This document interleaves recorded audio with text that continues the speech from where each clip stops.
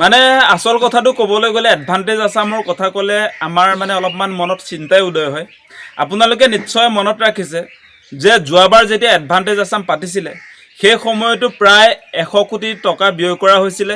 100 কোটি টকা ব্যয় কৰাৰ উপৰি আচলতে দেশ বিদেশৰ পৰা প্ৰায় 4,000 বিনিয়োগকাৰীয়ে গুৱাহাটীত বাহৰ পাতিছিলে আৰু অসমৰ ৰাইজক বিজেপি চৰকাৰৰ ফালৰ পৰা হিমন্ত বিশ্ব শৰ্মাহঁতৰ ফালৰ পৰা সপোন দেখুওৱা হৈছিলে যে এইবাৰ অসমত ইণ্ডাষ্ট্ৰি প্ৰতিষ্ঠা হ'ব। ইণ্ডাষ্ট্ৰি মানে নধৰা হৈ যাব আৰু সেই ইণ্ডাষ্ট্ৰিত অসমৰ যুৱক যুৱতীবিলাকে কৰ্মসংস্থাপন পাব, তেনেকুৱা এটা সপোন আমি দেখিছিলোঁ। কিন্তু শেষত আমি দেখিবলৈ পালোঁ যে এডভান্টেজ আছাম পাতি হোৱাৰ পাছত তাৰ পাছতে আমি লক্ষ্য কৰিলোঁ যে লোকপ্ৰিয় গোপীনাথ বৰদলৈ যিটো আন্তঃৰাষ্ট্ৰীয় বিমানবন্দৰ, আমাৰ ৰাজহুৱা খণ্ডৰ যিটো বিমানবন্দৰ আছিলে সেইটো আদানীক বিক্ৰী কৰি দিলে।